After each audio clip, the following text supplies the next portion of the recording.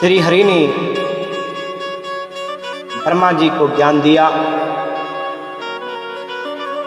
3 प्रकार के जीवों की सृष्टि की उत्पत्ति की बात बताएं। कहते हैं ऐसी जब कथा कहें तो शौनक जी ने पूछा, महाराज हमें ये तो बताओ जो आपने पीछे बताया भगवान श्याम सुंदर विदुर जी के घर भी आए थे, केले के छिलके खाए भोजन किया। जिस घर में भगवान आ जाए वो घर तो तीर्थ हो जाता है। ऐसे तीर्थ स्वरूप घर को छोड़ करके विदुर जी जंगल यानी तीर्थों में क्यों चले गए? कृपा करके विदुर जी की कथा सुनाइए, हम सुनना चाहते हैं। शौनक जी ने पूछा तो सुत जी कहते हैं, हे शौनक जी, जो बात मुझे तुमने पूछी वही बात सुखदेव जी से राजा परीक्षित ने पूछी थी। राजा परीक्षिता पृष्ठो यद वोचन महामुनि तत्व अविधास्ते स्मृत राज्य प्रश्नानुसारतः।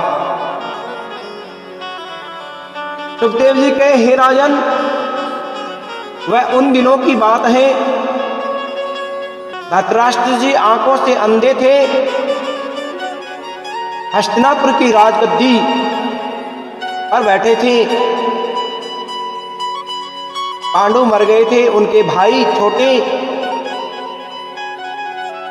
तो उनके पुत्र पांडव अनाथ हो गए। माता कुंती उनका पालन पोषण करती है, लेकिन आदमी का जब लोभ होता है ना, कोई प्रकार का लाभ हो तो लोभ आ ही जाता है। कवि ने बड़ा सुंदर कहा है, जो 10 20 50 भयो शत होए हजार यो लाख मंगेगी, करोड़ अरब असंख्य भयो तो धरापति होने की चाह जगेगी। स्वर्ग पताल को राज भयो तो तृष्णा और ही और जगेगी। कवि सुंदर कहे, संतोष करे बिन नर तेरी चाह कभी ना भगेगी। प्रिय मानव, पता है आपको पाप का बाप कौन है? पाप का लोभ। लोभ और लोभ जहां आएगा ना वहां पाप हो जाएगा। प्रिय बंधु, इसमें सबसे बड़ा धन कौन सा है? कौन सा है जी? संतोष धन। जब आए संतोष धन, सब धन धूल समान। लेकिन धृतराष्ट्र जी की नीयत खराब हो जाती है। उनके मन में आई कि अगर पांडव मर जाए तो मेरे पुत्रों का निष्कंटक राज हो जाए चारों ओर। दुर्योधन तो ऐसा ही था, महाराज छल कपट से पांडवों को मारना चाहता है। एक बार तो उसने लाख का घर बनवाया। लाक्षा गृह में पांडवों को कहा कि आप उनका उद्घाटन करो, परंतु कौरव एक ही नहीं जाता। पांडव व कुंती मैया जाने को तैयार हुए। तब विदुर जी विचार किए कि इसमें कोई राज है। विदुर जी को पता लग गया लाक्षा गृह से कैसे बचाया जाए। विदुर जी के ये युधिष्ठिर, ये बताओ, जंगल में जब आग लग जाए तो कौन बचेगा? युधिष्ठिर के चाचा जी, चूहा बचेगा, क्योंकि बिल खोद कर निकल जाता है। विदुर जी के, हे पांडवों, तुम भी बिल खोद करके निकल जाना, क्योंकि लाक्षा गृह में आग लगाने का विचार है। पांडव समझ जाते हैं, सुरंग खोद करके निकल गए, लेकिन सबने यही जाना पांडव मर गए। द्रौपदी को जीत कर ले आते हैं। पांडव राज का विभाग कर दिया गया, जंगल पांडवों को दे दिया गया। पांडवों ने वहां इंद्रप्रस्थ की स्थापना की।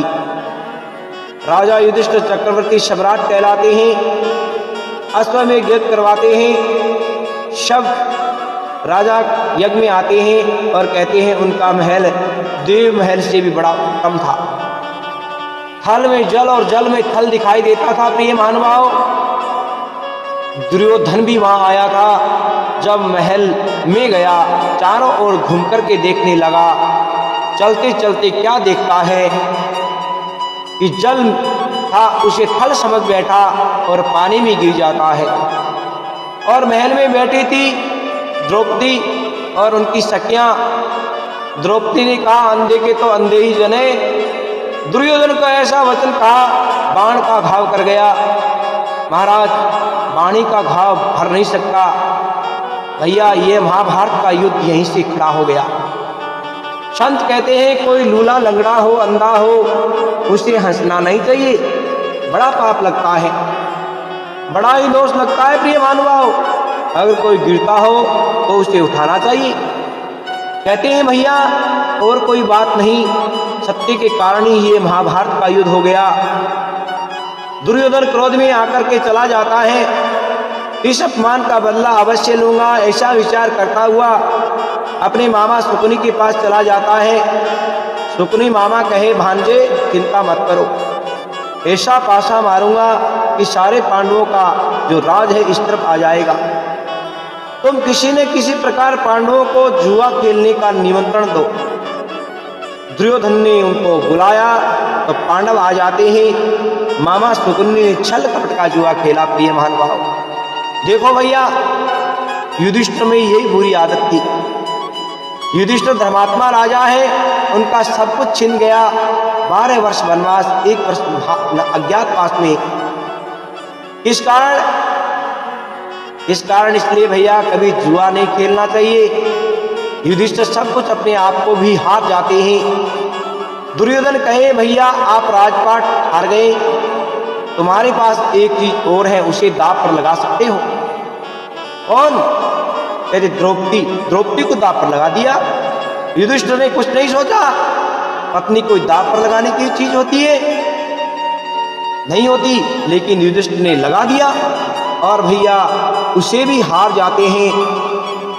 तब दुर्योधन कहते हैं, दुशासन अब क्या देखते हो?